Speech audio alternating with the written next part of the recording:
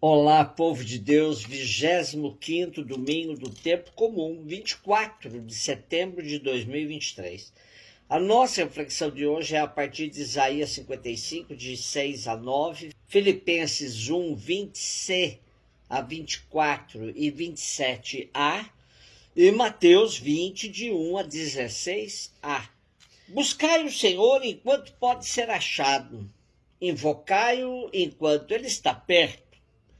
Abandone o ímpio seu caminho e o homem injusto suas maquinações. Volte para o Senhor, que terá piedade dele. Volte para nosso Deus, que é generoso no perdão. Meus pensamentos não são como os vossos pensamentos, e vossos caminhos não são como os meus caminhos, diz o Senhor. Estão meus caminhos tão acima dos vossos caminhos e meus pensamentos acima de vossos pensamentos, quanto está o céu acima da terra. O texto de hoje apresenta a possibilidade de voltar para casa, pois o rei Ciro, um pagão, assinou um edito de repatriação, permitindo esse regresso. É muita humilhação. O tempo do exílio foi muito amargo, mas serviu como tempo de purificação da fé no Deus de Israel, de revisão profunda. Foi um tempo em que Israel reescreveu muitas de suas obras e que temos no Primeiro Testamento. Porém, agora que era a hora de voltar, muitos se manifestaram céticos, com pouca fé, humilhados, porque a volta está sendo possível por um edito de um pagão.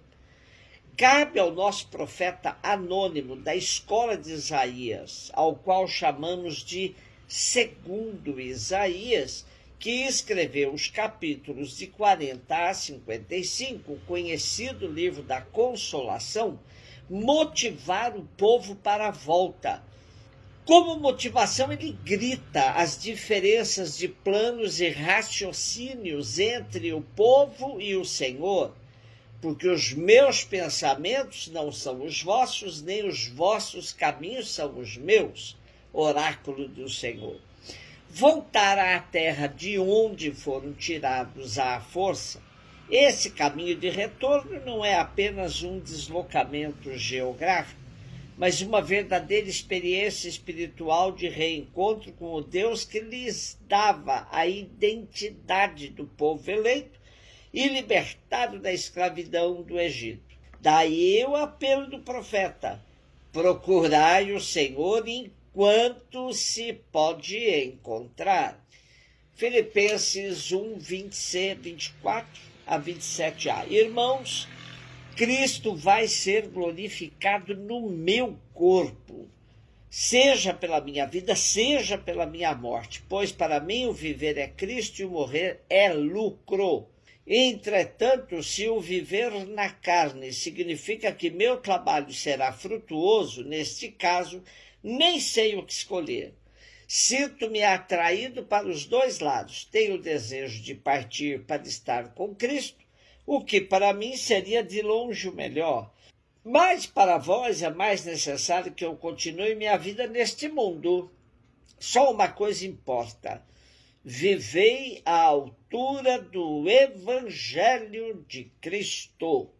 Preso em Éfeso, por volta do ano 49 a 50, Paulo recebe a visita de Epafrodito, membro da comunidade de Filipos, e este será encarregado de levar uma cartinha de Paulo para eles. Nesta correspondência, Paulo manifesta a certeza de sua situação perigosa e do futuro que o espera, mas sem desespero algum, desejando seguir vivo somente se for para ser útil às comunidades. Do contrário, a morte lhe parece uma ocasião de ouro, de encontrar-se com aquele que lhe dá o sentido à sua vida, aquele que ele mais ama. Mateus 20, de 1 a 16a, Jesus contou esta parábola a seus discípulos. O reino dos céus é como a história do patrão que saiu de madrugada para contratar trabalhadores para a sua vinha. combinou com os trabalhadores 1 moeda de prata por dia e os mandou para a vinha.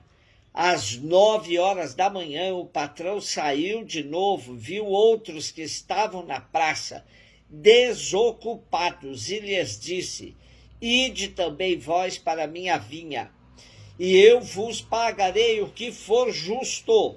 E eles foram. O patrão saiu de novo ao meio-dia e às 3 horas da tarde fez a mesma coisa.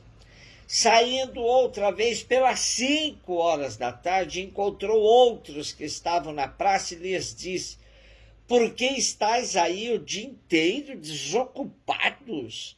E eles responderam: porque ninguém nos contratou. O patrão lhes disse: ide vós também para a minha vinha.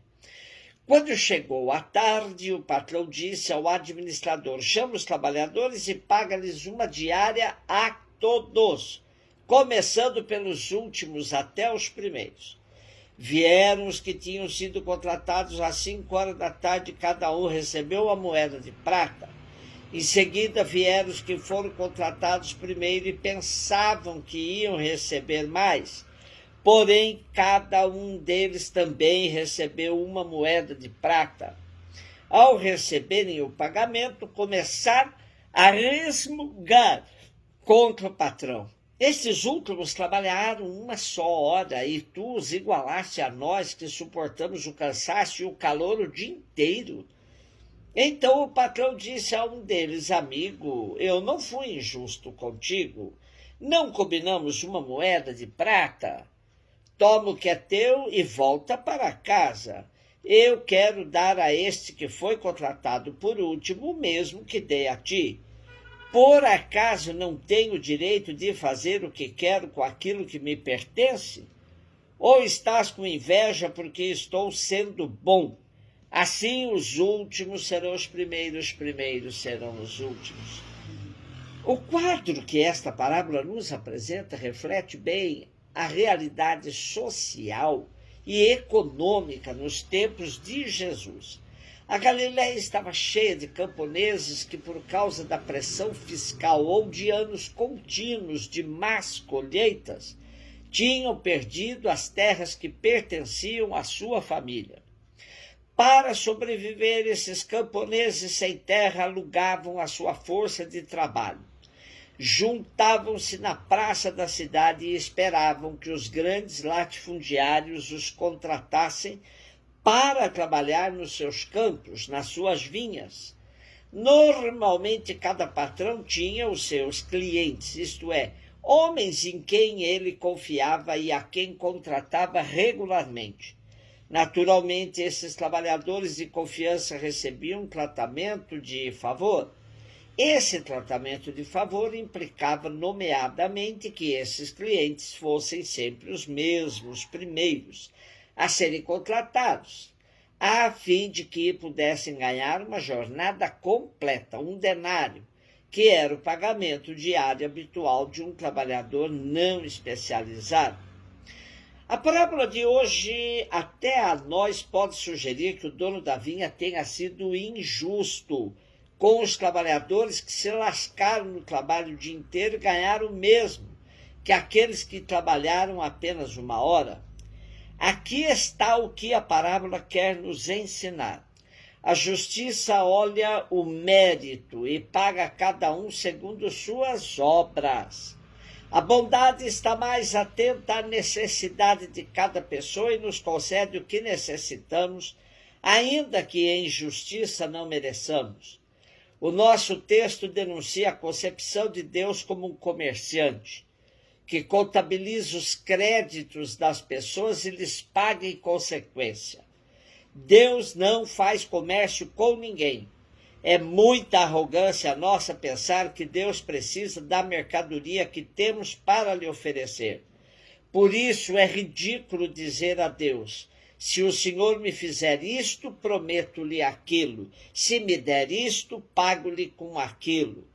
Entender que Deus não é um comerciante, mas um pai cheio de amor pelos seus filhos, significa também renunciar a uma lógica interesseira no nosso relacionamento com ele. O cristão não faz as coisas por interesse ou de olhos postos numa recompensa, mas porque está convicto de que esse comportamento que Deus lhe propõe é o caminho para a verdadeira vida. Nada que faço, inclusive na igreja, pode ter esse sentido de querer comprar a Deus. Participo dos sacramentos, pago o dízimo, faço romarias e outras práticas cristãs somente para manifestar minha gratidão a Deus, mas não para ganhar algo dele em troca, muito menos a vida eterna. Na época de Jesus, sobretudo os fariseus pensavam que a fidelidade a Deus e aos seus mandamentos mereceria uma recompensa, e tanto maior quanto maior a antiguidade e a qualidade dos serviços prestados a Deus. O amor de Deus é totalmente gratuito e não tem preço. Não é uma mercadoria que esteja à venda. Minha vida e prática religiosa devem ser marcadas pela gratidão e nunca por interesses. Um beijo no seu coração.